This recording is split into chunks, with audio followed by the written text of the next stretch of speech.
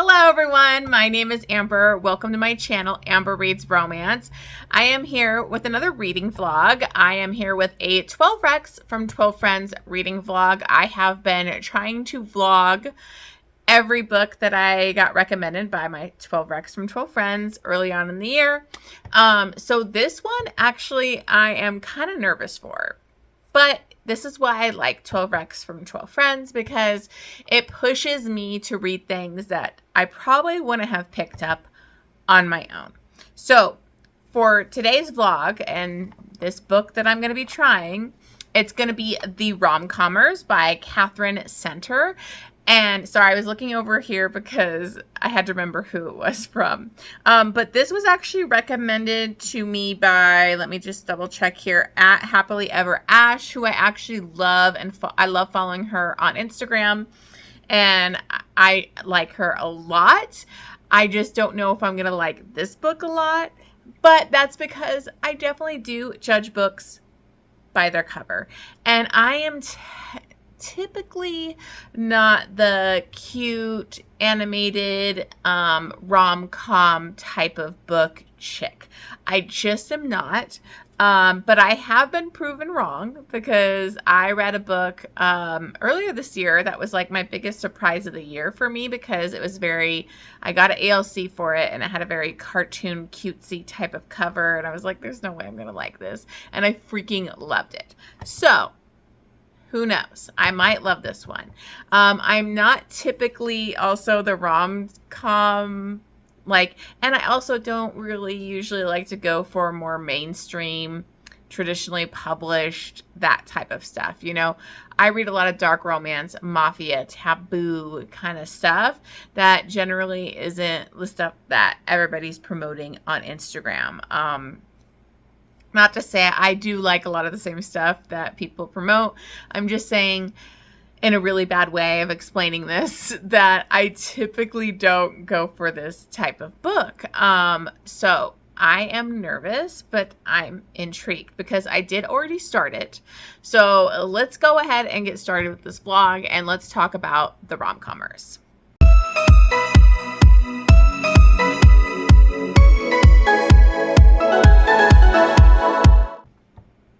I actually just started this while I was at work and listened to it on the way home. I did end up getting it on Libby. I don't believe this was available on Kindle Unlimited or anything, but luckily I did get it really quickly on my Libby app, so I was able to get the audiobook. So my rambling intro was interesting intro, I guess, but I was kind of nervous for this. I don't know anything about this author. I've never read anything from this author. The cover kind of was like not my fave, but we'll see how I like it. So far it's interesting. I think it's hooked me a little bit. I'm intrigued. I don't know how I feel about the hero, if I'm really even into him. I really like the heroine a lot. Like, I like her character a lot, but I have not warmed up to the hero. So in this, we have, and I'm going to look at my notes here because I just started and I'm really bad at names and stuff. So let me pull them over a little bit closer. Okay, so in this, we have Emma Wheeler, and her life has been really tough, especially when you get to kind of like her talking about a flashback and like what happened to her family. But she has always wanted to be a screenwriter. She was on the verge of like getting this internship, I think was it Warner Brothers or somebody? I don't remember what. But she was about to kind of get there. She had stuff that was put into festival type of things. Like, she really wants to be a screenwriter, and she's very talented. But she was kind of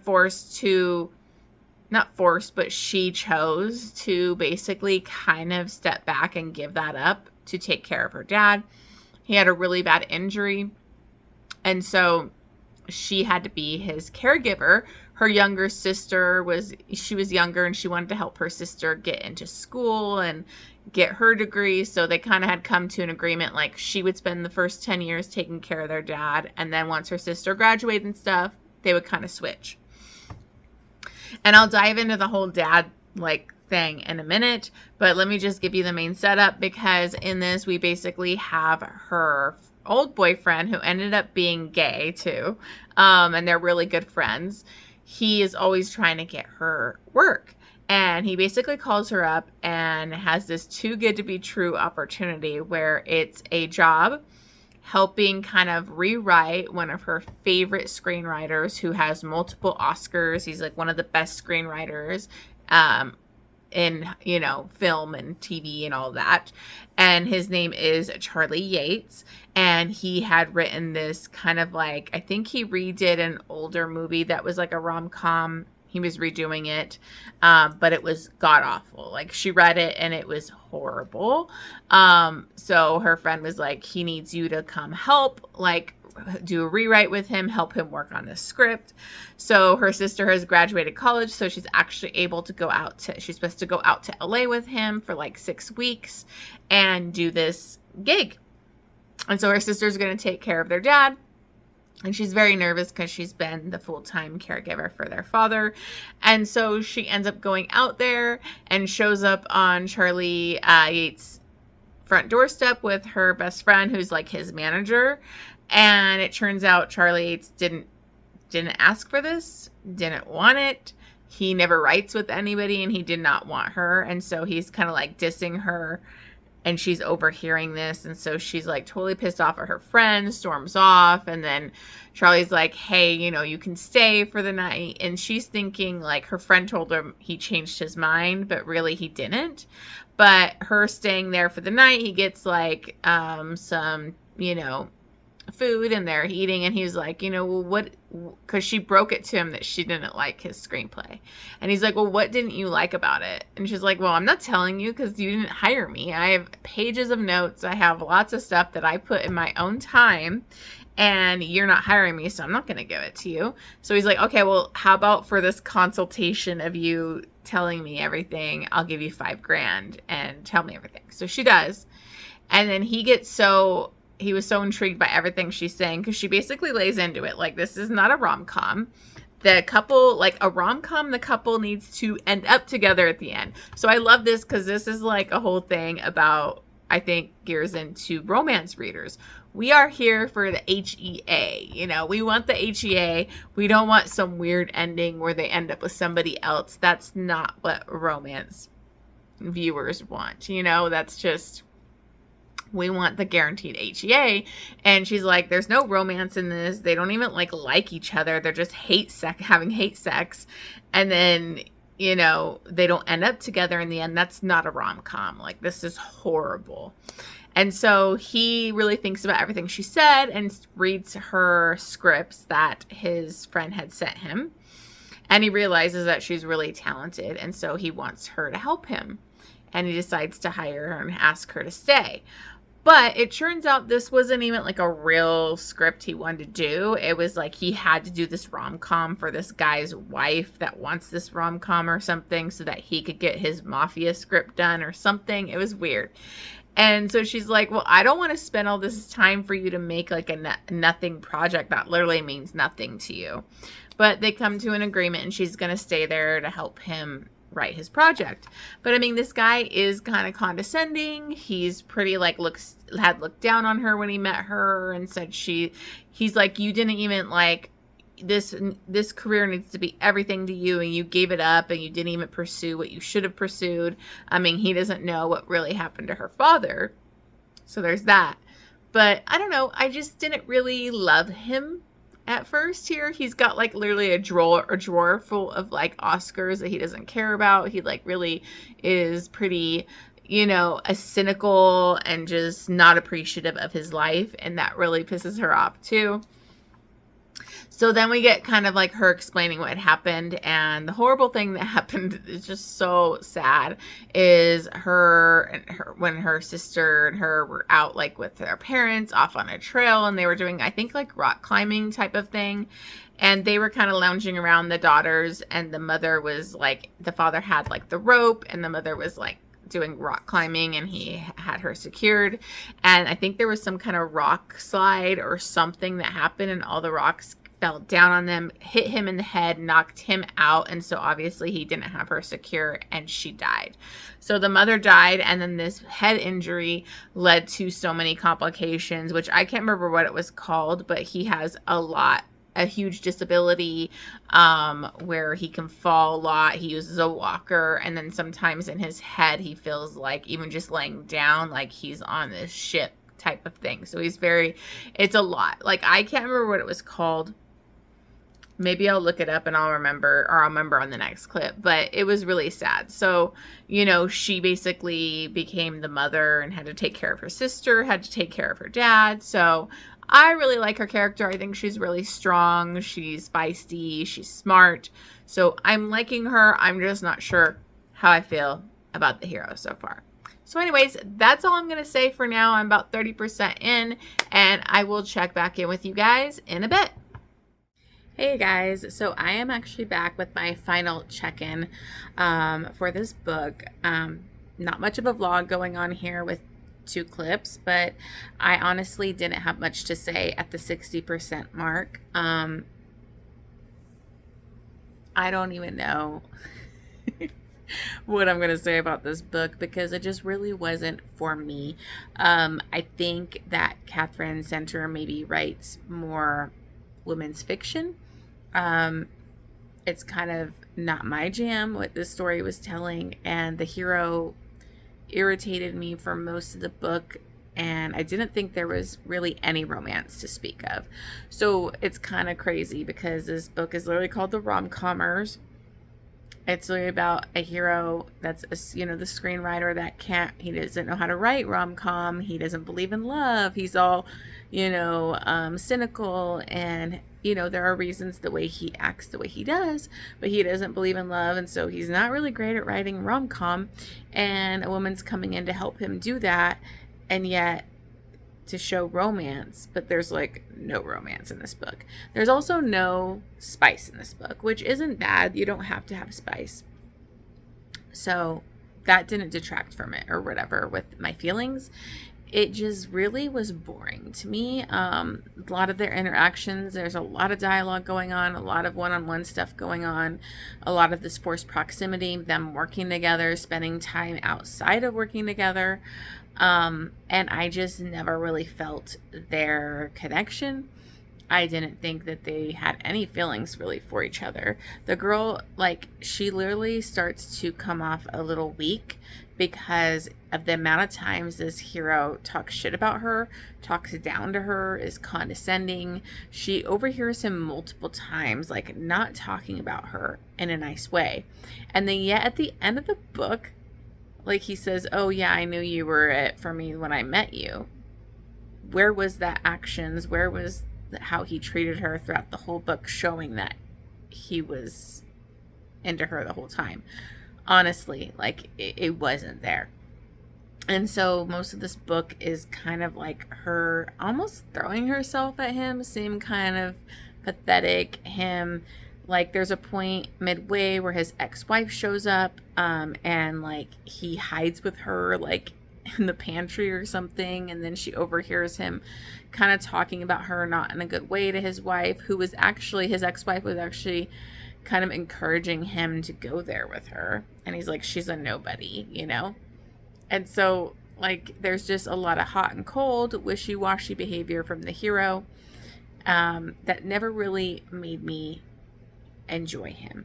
And then also, we don't really have, I think the writing was really good. It did intrigue me at the beginning. I was really hopeful. I was really enjoying it. I liked the heroine a lot. I thought her backstory was really tragic without being over the top. So she was a very sympathetic heroine, but as the book goes on, there's not a lot of growth. She doesn't have a lot of growth. The hero doesn't have a lot of growth. I don't feel like they were really in love or ever really wanted to be together. And so I just didn't buy into this. We have a whole thing that happens, at one point when he talked bad about her and he was like, "Oh yeah, I'm not really doing this. I'm just doing this for the other movie. I lied to her." And she's like, "Oh, well, I'm quitting and I'm do whatever." Does she quit? Does she say anything? No. So that's the kind of stuff that just made her feel like kind of like a doormat and didn't stick up for herself. And she never really grew that. So they have this kind of connection that they're building while living together. And then she ends up, like, I can't even remember. They got into some kind of fight about something. It's like literally, I don't even remember. I'm so bored. But a big thing happens. Her father had a bad fall. And her sister calls her and he's in the emergency room. They're like drilling a hole in his brain. And, you know, so she's freaking out. And she's like, how did he fall? And she finds out her sister and her sister's boyfriend, who's been taking care of him, were like at the beach and they weren't with him. And so he was with somebody else.